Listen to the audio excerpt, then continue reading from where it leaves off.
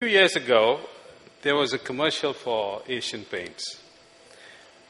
And the campaign centered around Mera Wala Shade. It was immensely popular, and there were many people who took to that campaign, and sales, of course, has been moving up. And that campaign succeeded largely because of the fact that a customer could choose exactly what shade that customer preferred. Now, we live in the age of choice, and the way in which choice has migrated to inherently occupy all our lives is so huge that learning and choice go inherently hand in hand. And it's about time that we realize this. By the way, I should stop here, and for the next minute, I'm going to do some shameless self-promotion, okay? Nobody told me. Okay, so this is the organization that I represent. It's called Asian Paints. We are largely, for people who don't know, we are largely in the coatings business. We make things that are called paints. We paint walls of various buildings. We paint automobiles and stuff. This was our logo for many years. Present globally. And if you look at the... If you don't like the paint, just buy the share. It just keeps going up and up. We have more than 6,000, 7,000 employees across. And by the way, we make the best paint. Nobody from Nerolac, ICI? We make the best paint, okay? If you haven't tried Home Solutions, try it. If you've been to Bandra sometime, try the Color Next Door. This is the website you can get all the information from. And that's me telling you, big size, okay? This is my designation. I'm alive on blogs. Sometimes it gets quoted on newspapers. I'm on Twitter. These are the two handles from which I tweet. Largely for this conference, I'm tweeting from this particular handle. And on Facebook, you will find me here. And this is a website that you can follow. Now, that's shameless self-promotion done. Okay? Now, let's get into our subject. Now, it's a little bit cut off, but I can read this to you, that no man, and it includes a woman as well, can reveal to you nothing but which already lies half asleep in your knowledge. If he is indeed wise, he does not bid you to enter the house of wisdom, but rather leads you to the threshold of your own mind. What this means is I'm not going to tell you anything new. The astronomer may speak to you of his understanding of space, but he cannot give you his understanding. The musician may sing to you of the rhythm which is all in space, but he cannot give you the ear which arrests the rhythm, nor the voice that echoes it. And therefore, ladies and gentlemen, what I am going to be sharing with you is a set of experiences that have worked or not worked in our context. And this is not the way of doing it. This maybe has worked a little bit with us. And that's what I'm sharing with you. And this takes a huge load off my shoulders, because I'm not saying I'm successful, so follow me. This is not a set of instructions for you. This is just one way that things have worked for us.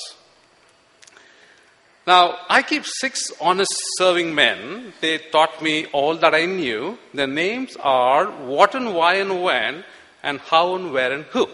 It's a fabulous point.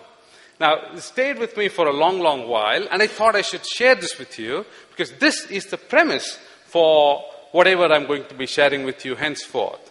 So we will address the questions of what, why, when, how, and who. So that's going to be the way in which we're going to take this session.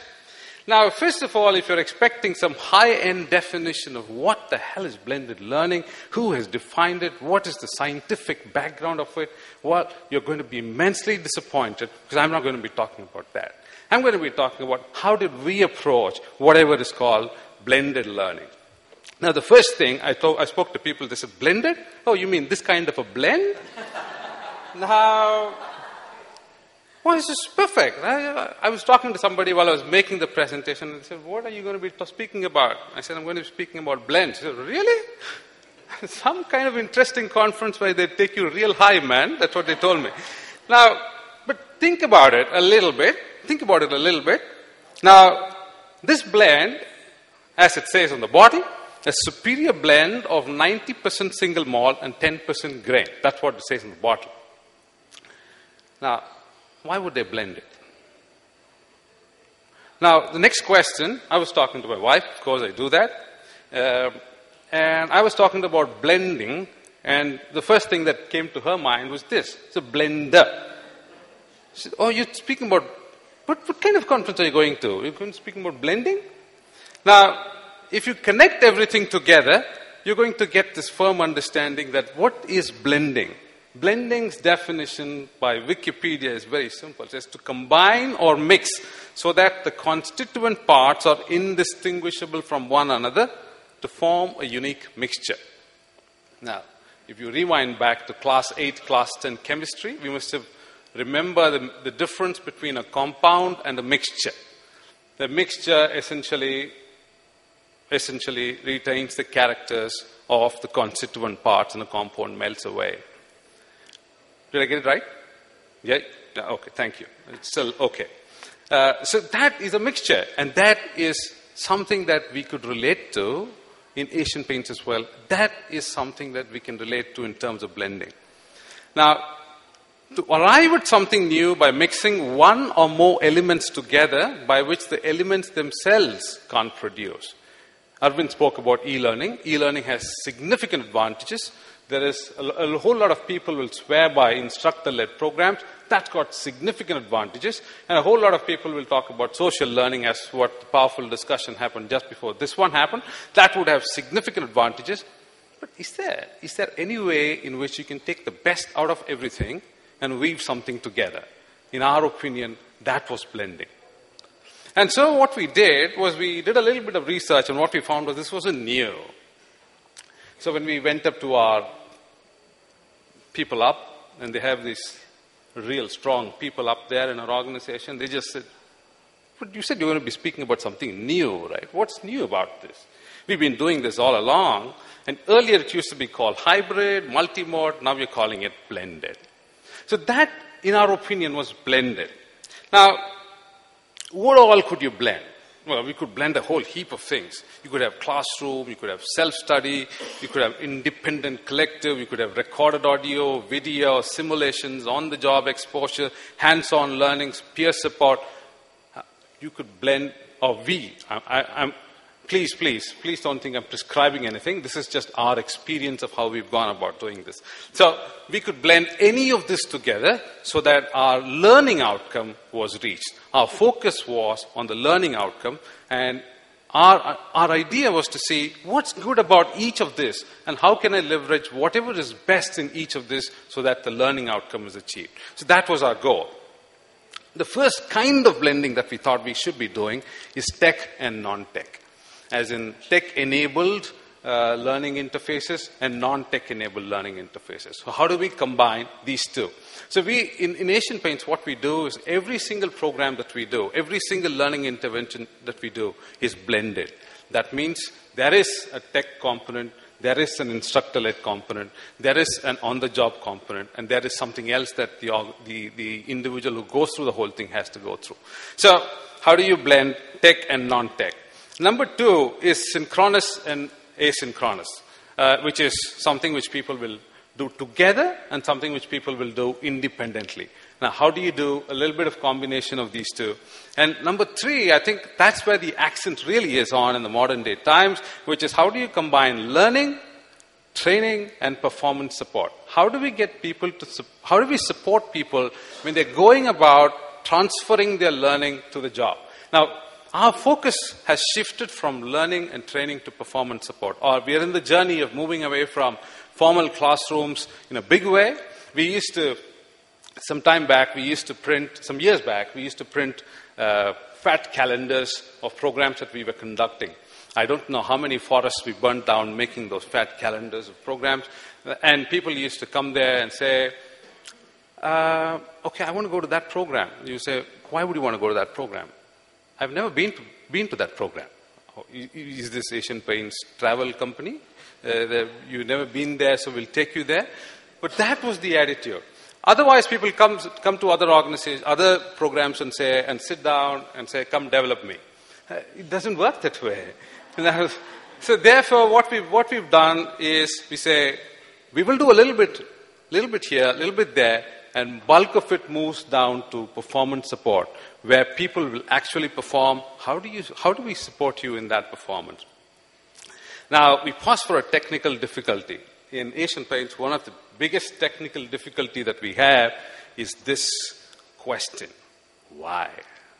It's a hugely asked question. Any program, anything that we take forward, the first question people ask is why, and many times projects don't move beyond this question. Now, the first answer to this is learning is a journey, is not an event, is never an event.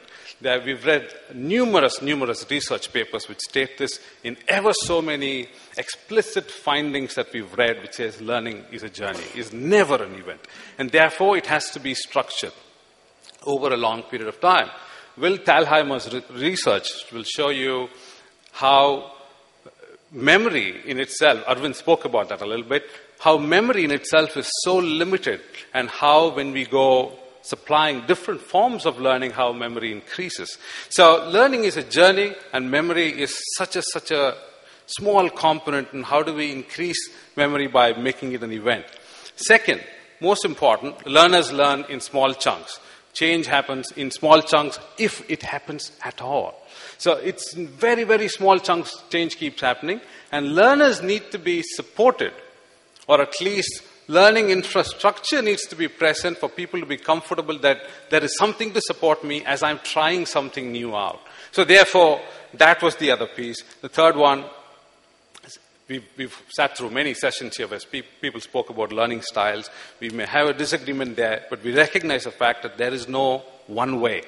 And people could be tuned to different things in different ways, and therefore it was important for us to create something for people to relate to quickly. And of course, as I was speaking earlier, this is the age of choice, and choice to the learners became extremely important for us. The last one, which is perhaps the most important one, is content is meaningless unless it fits into context. This is jargon a little bit, but we could produce the best kinds of content, but unless it is contextualized to that last individual at that last point of applying that knowledge, it's going to be meaningless.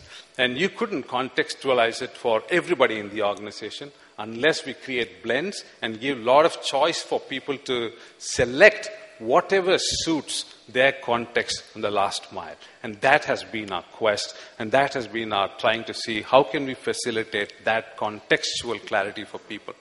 Now, the last one, of course, is time. Nobody has time to sit through 20 days, 25 days. Nobody has time. Now, the question of who all of these people are important. I'm not going to go too deep into any of these. L&D, manager, learner, sponsor, partners, all of us are going to be important. But here I'm going to pause a little while and perhaps suggest to you what could be different types by which we could blend. Now, I'm going to take a metaphorical example, and an example that all of us can relate to. So I'm just going to pause here and just play with me a little while. The first picture that I'm going to show you is this. It will be sacrilege to ask you, are you familiar with this? But especially if you ask somebody from the South. But if you look at this, if you go to a restaurant in the South, you pay a specific amount, and then the leaf is laid out, and everything is served to you. You have only the right to say, I don't want, right? But everything is served to you. So this is model 1. Model 2.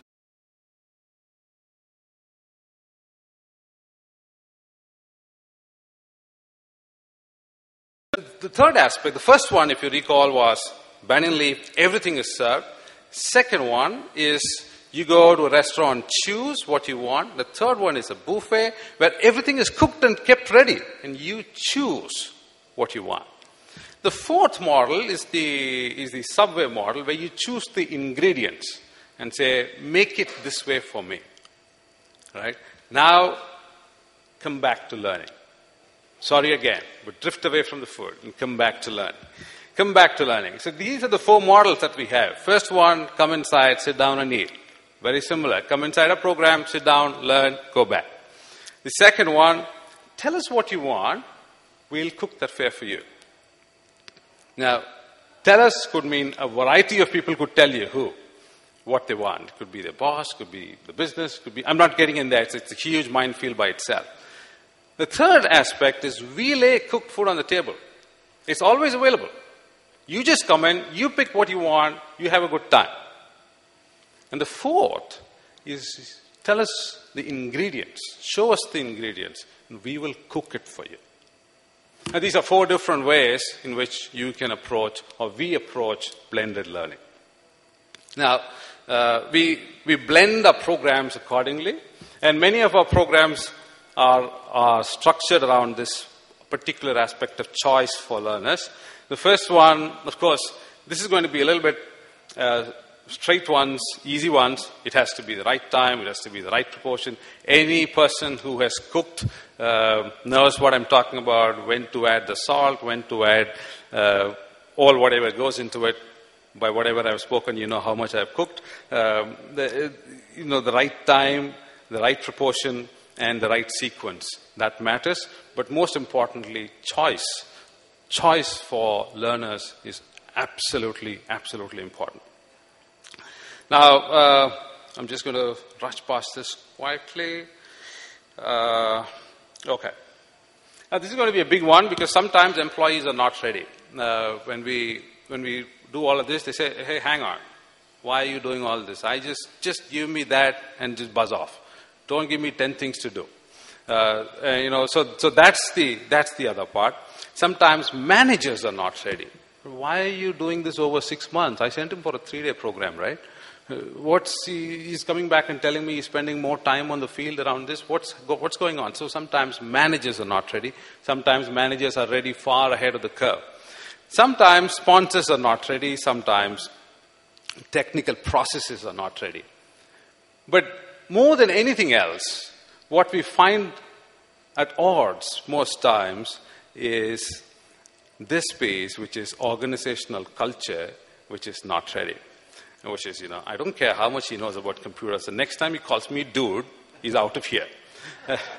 So many times we find that organization cultures and processes are not ready to several of the things that you're doing. And we have to first try and see how much alignment we can get with that so that we can get to some place good. And of course, the money part is a big one.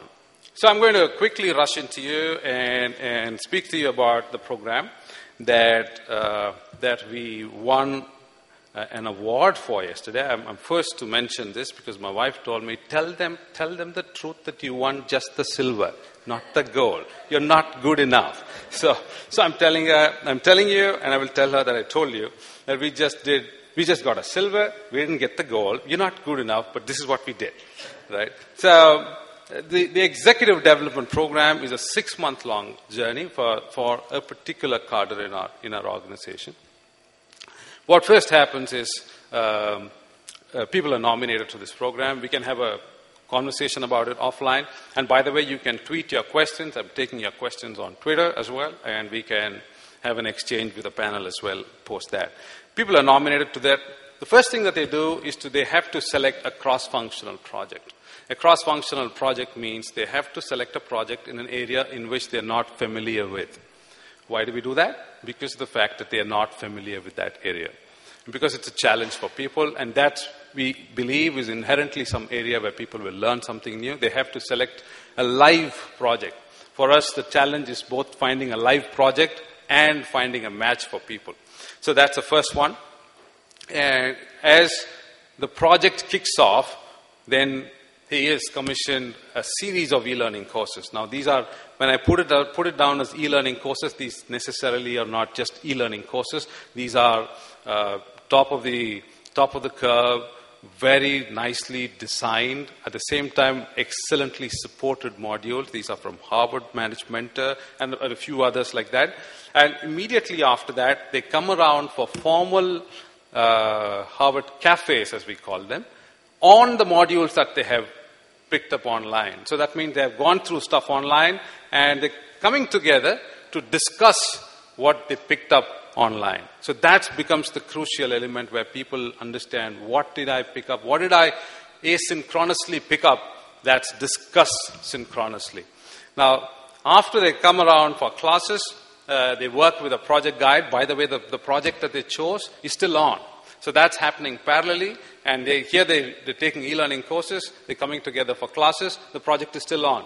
They're taking more e-learning courses, they're coming together for classes, the project is still on. So this is the way in which parallelly, so they're doing a variety of things, they're interacting with their managers, they're interacting with a project guide, and then we also have a coach within the organization that they can choose. By the way, the coach is not compulsory, they can choose. They can choose if they want to be coached. They can choose the coach who they can choose to work with. So that's the other element of choice that we build in there.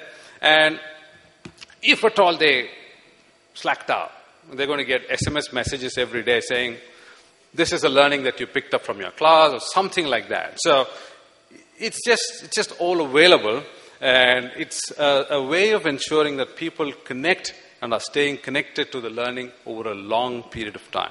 So finally, what happens is people come down to a project presentation where a project on whatever they submitted is presented to the senior most members of the audience, of the management, and after that they're given feedback on how the project went. So that brings a closure to the entire project. It's an entire series. So every year about 40 to 50 selected people go through this process. So this is just an example of how we blend. Okay, we made it. Thank you for hearing me out. The other one, if you win, you need not be there to explain. If you lose, you should not be there to explain. But I didn't know if we won or lost yesterday, so I was there a little bit of explaining. But I just wanted to let you know that you are learning and development flourishes when we stay hungry, and flourishes more when we stay foolish. And therefore, in that spirit, may you have a very good blended evening. Thank you very much.